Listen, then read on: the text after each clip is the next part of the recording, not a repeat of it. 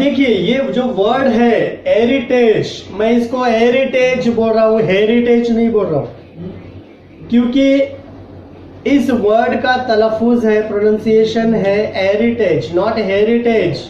Okay, सो यहां पर अगर आप पिक्चर्स पर गौर करेंगे तो यहां पर वर्ल्ड के अलग अलग फेमस प्लेसेस आपको नजर आएंगे, चाहे फिर वो मैन मेड है चाहे वो नेचुरल है। यहाँ पर ऊपर के 3 शक्लों में मैन मेड है, ये इंसानी बनाए वाले हैं। ओके, और चौथी जो पिक्चर है उस पिक्चर के अंदर आपको नेचुरल इमेज दिखेगी।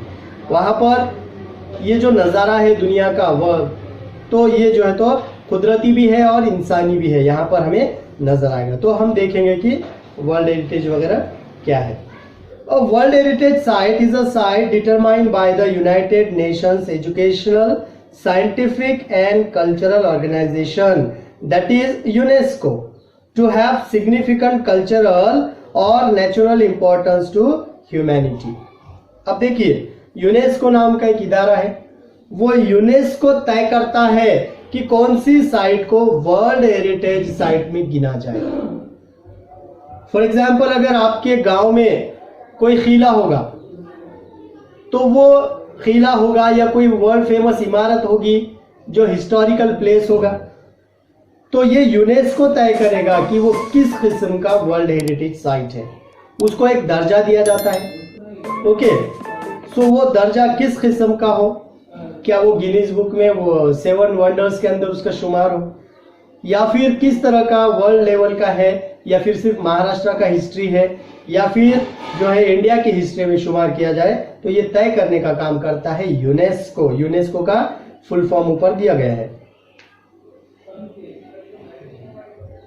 As such, the sites are protected and maintained by the International World Heritage Program, which is administered by the UNESCO World Heritage Committee. Because World Heritage sites are places that are significant culturally and naturally, they vary in types and include forests, lakes, monuments, buildings and cities. अब देखिए world heritage के अंदर कई सारे चीजों का शुमार होगा, जैसे कि कई सारे तालाब होंगे, कई सारे जो है जंगल होंगे, कई सारे पहाड़ होंगे, कई सारे फोर्ट्स होंगे, किले होंगे, कई सारी इमारतें होंगी, या कई सारे जो है तो ऐसे कब्रिस्तान भी होंगे जिसको जो है तो वर्ल्ड हेरिटेज का दर्जा मिला है ना, और वो कौन दिया है, यूनेस्को ने। तो इन सब की देखभाल करने का, इनको जो है तो डेवलप करने का, इनको प्रोटेक्ट करने का काम यूनेस्को करता है, चाहे फिर वो बिल्डिंग हो, चाहे वो जंगल हो, चाहे जो है तो पहाड़ ही क्यों ना हो। World heritage sites can also be combination of both cultural and natural areas. अब वर्ल्ड हेरिटेज साइट में कल्चरल भी आता है, तहजीब से मुतालिक भी आता है, या फिर कोई नेचुरल एरिया भी आता है उसके अंदर। For example, Mount Haukshan in China is a site with significant to human culture because it played a role in historical Chinese art and literature. देखिए जैसे कि चाइना का जो माउंट हाउक्शन पहाड़ है, इस पहाड़ को एक जो है तो तहजीबी नुक्ते नजर से इसकी अहमियत है, और चाइनीज आर्ट एंड लिटरेचर का ये सिंबल है। The mountain is also significant because of its physical landscape characteristics. और ये जो पहाड़ है, तो ये जो इसका जो फिजिकल लैंडस्केप है, जिस तरह का ये पहाड़ है, तो इस वजह से भी ये अपने आप में खुसूसियात रखता है कि इसको वर्ल्ड हेरिटेज का दर्जा मिल सके। Okay, now next point is history of world heritage sites. अब वर्ल्ड हेरिटेज कब से बनाने का काम कब से हुआ है? पहले भी खिले होते थे, लेकिन खिलों का जो है तो रिपोर्ट रखना, उसकी देखभाल के लिए कमेटी बनाना, ओके, ये सारी जिम्मेदारियां रखने का काम कब से शुरू हुआ ये देखेंगे हम, यानी वर्ल्ड हेरिटेज की हिस्ट्री देखना है हमें। Although the ideas of protecting cultural and natural heritage sites around the world began in early 20th century, monuments for its actual creation was not until the 1950s. In 1954, Egypt started plans to build an Aswan High Dam to collect and control water from the Nile River. The initial plan for the dam's construction would have flooded the valley containing the Abu Simbel temples and scores of ancient Egyptian artifacts. To protect the temples and artifacts, UNESCO launched an international campaign in 1959 that called for the dismantling and movement of the temples to higher ground. अब देखिए, वैसे तो ये 19वीं सदी से ही शुरू हुआ था। अर्ली 20th सेंचुरी मतलब क्या कि 19वीं सदी के एंड में, ओके, ये शुरू हो चुका था कि मॉन्यूमेंट्स वगैरह जो है तो उसको हिफाजत करना, उसको जो है तो हिस्ट्री में दर्ज करना।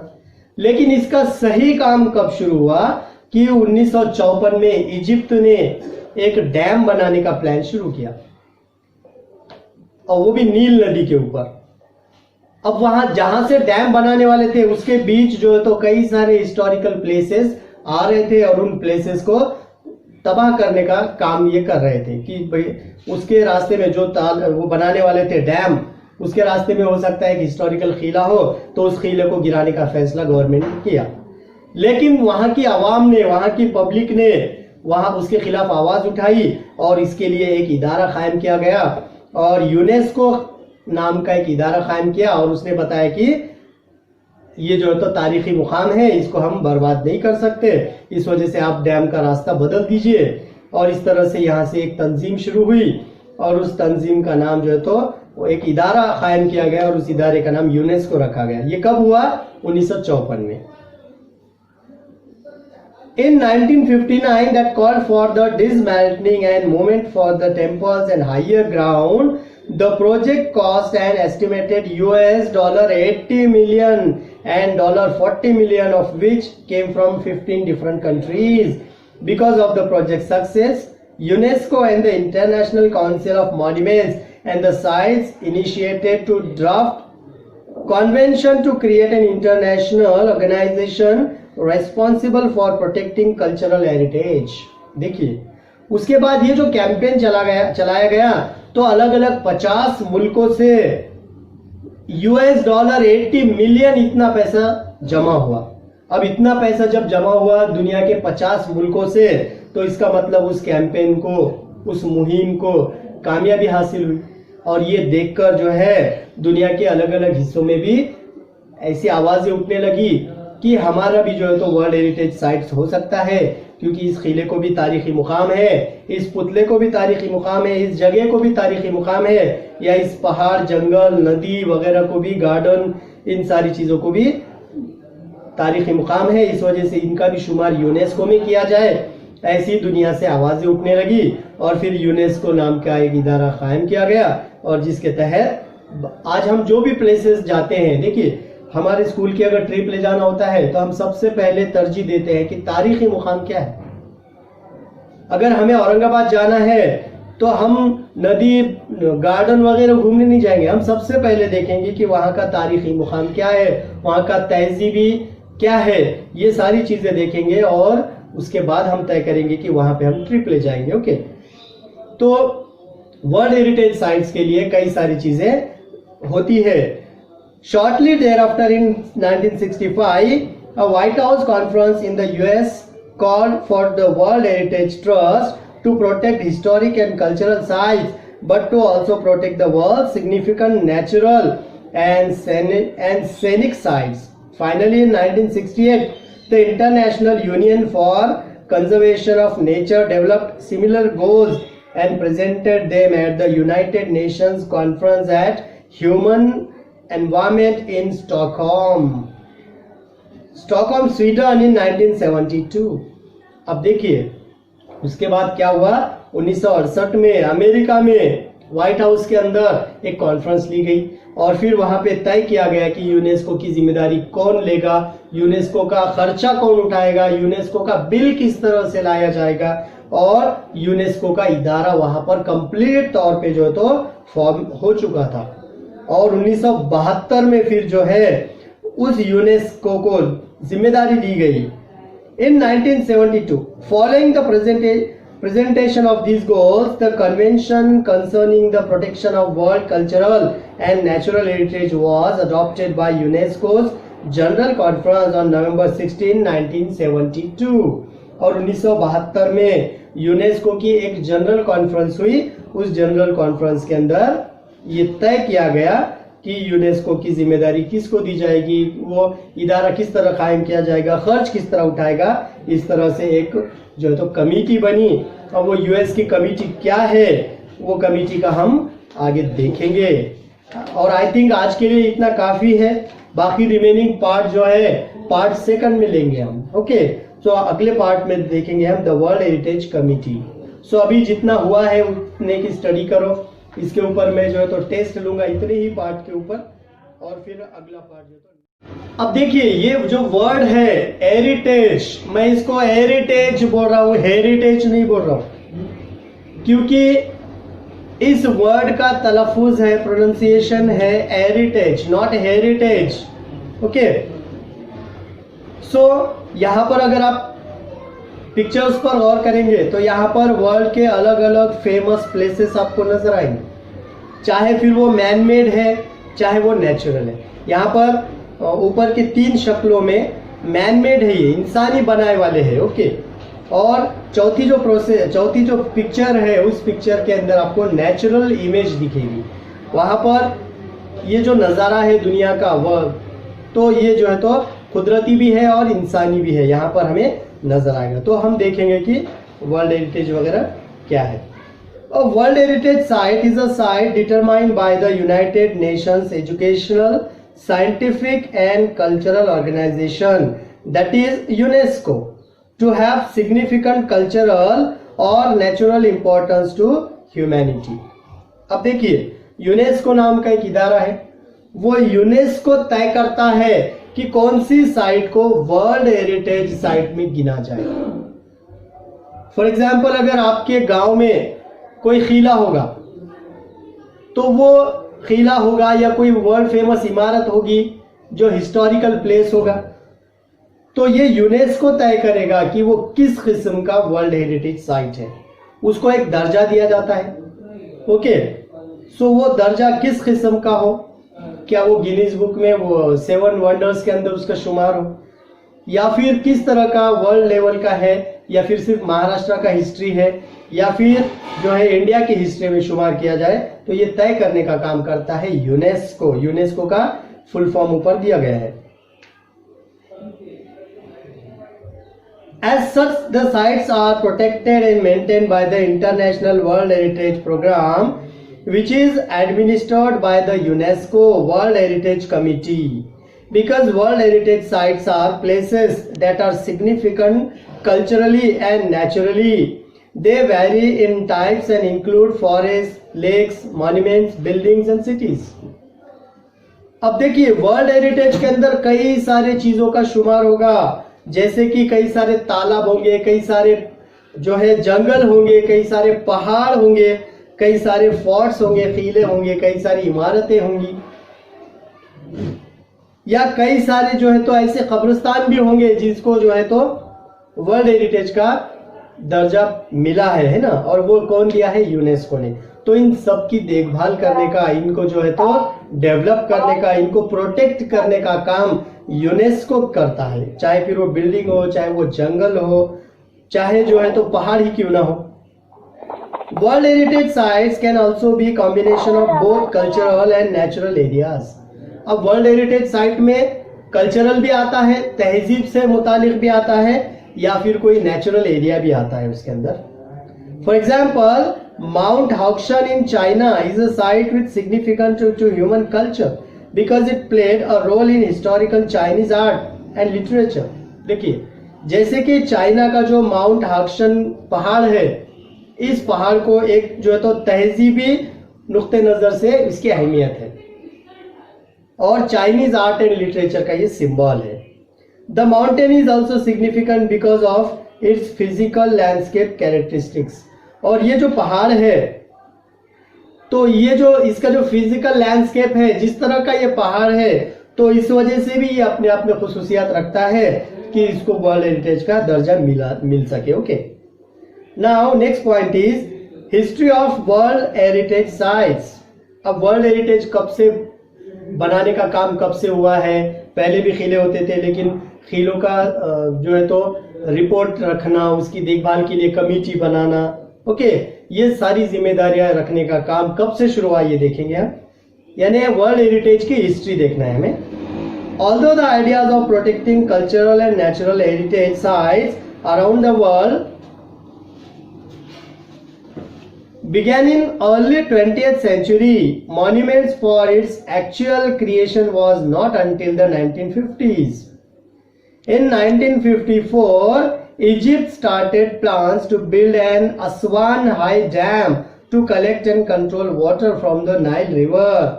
The initial plan for the dam's construction would have flooded the valley containing the Abu Simbel temples and scores of ancient Egyptian artifacts. To protect the temples and artifacts, UNESCO launched an international campaign in 1959 that called for the dismantling and movement of the temples to higher ground.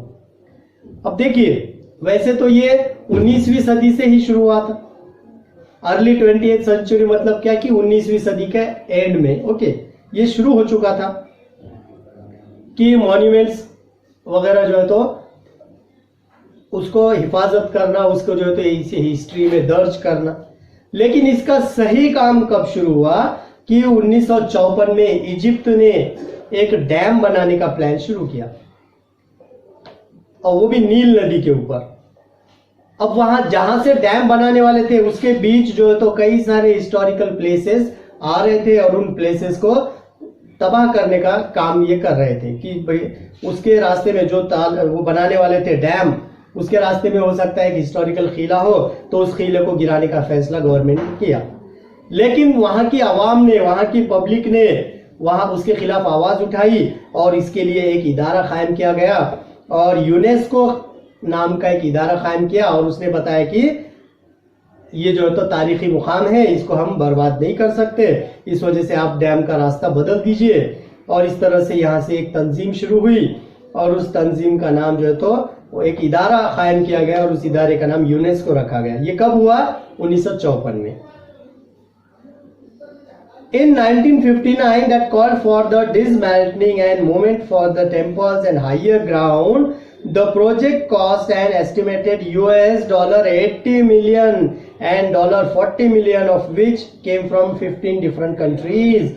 Because of the project's success, UNESCO and the International Council of Monuments and the Sites initiated to draft convention to create an international organization responsible for protecting cultural heritage. देखिए, उसके बाद ये जो campaign चलाया गया तो अलग अलग 50 मुल्कों से $80 मिलियन इतना पैसा जमा हुआ. अब इतना पैसा जब जमा हुआ दुनिया के 50 मुल्कों से, तो इसका मतलब उस कैंपेन को, उस मुहिम को कामयाबी हासिल हुई. और ये देखकर जो है दुनिया के अलग अलग हिस्सों में भी ऐसी आवाजें उठने लगी कि हमारा भी जो है तो वर्ल्ड हेरिटेज साइट्स हो सकता है, क्योंकि इस किले को भी तारीखी मुकाम है, इस पुतले को भी तारीखी मुकाम है, इस जगह को भी तारीखी मुकाम है, या इस पहाड़, जंगल, नदी वगैरह को भी, गार्डन, इन सारी चीजों को भी तारीखी मुकाम है, इस वजह से इनका भी शुमार यूनेस्को में किया जाए. ऐसी दुनिया से आवाजें उठने लगी और फिर यूनेस्को नाम का एक इदारा कायम किया गया और जिसके तहत आज हम जो भी प्लेसेस जाते हैं, देखिए हमारे स्कूल की अगर ट्रिप ले जाना होता है तो हम सबसे पहले तरजीह देते हैं कि तारीखी मुकाम क्या है. अगर हमें औरंगाबाद जाना है तो हम नदी, गार्डन वगैरह घूमने नहीं जाएंगे, हम सबसे पहले देखेंगे कि वहाँ का तारीखी मुकाम क्या है, वहाँ का तहजीबी क्या है, ये सारी चीजें देखेंगे और उसके बाद हम तय करेंगे कि वहाँ पे हम ट्रिप ले जाएंगे. ओके, तो वर्ल्ड हेरिटेज साइट्स के लिए कई सारी चीजें होती है. Shortly thereafter, in 1965, a White House conference in the US called for the World Heritage Trust to protect historic and cultural sites, but to also protect the world's significant natural and scenic sites. Finally, in 1968, the International Union for Conservation of Nature developed similar goals and presented them at the United Nations Conference at Human Environment in Stockholm. Stockholm Sweden in 1972। अब देखिए उसके बाद क्या हुआ, 1968 में America में white house के अंदर एक कॉन्फ्रेंस ली गई और फिर वहां पे तय किया गया कि यूनेस्को की जिम्मेदारी कौन लेगा, यूनेस्को का खर्चा कौन उठाएगा, यूनेस्को का बिल किस तरह से लाया जाएगा, और यूनेस्को का इदारा वहां पर कंप्लीट तौर पे जो है तो फॉर्म हो चुका था। और 1972 में फिर जो है उस यूनेस्को को जिम्मेदारी दी गई। In 1972, following the presentation of these goals, the Convention concerning the protection of world cultural and natural heritage was adopted by UNESCO's General Conference on November 16, 1972। और 1972 में यूनेस्को की एक जनरल कॉन्फ्रेंस हुई। उस जनरल कॉन्फ्रेंस के अंदर ये तय किया गया कि यूनेस्को की जिम्मेदारी किसको दी जाएगी, वो इदारा किस तरह कायम किया जाएगा, खर्च किस तरह उठाएगा। इस तरह से एक जो है तो कमेटी बनी। और वो यूएस की कमेटी क्या है, वो कमेटी का हम आगे देखेंगे। और आई थिंक आज के लिए इतना काफी है। बाकी रिमेनिंग पार्ट जो है पार्ट सेकंड में लेंगे हम। ओके, सो अगले पार्ट में देखेंगे हम द वर्ल्ड हेरिटेज कमेटी। सो अभी जितना हुआ है उतने की स्टडी करो। इसके ऊपर मैं जो है तो टेस्ट लूंगा इतने ही पार्ट के ऊपर, और फिर अगला पार्ट जो है तो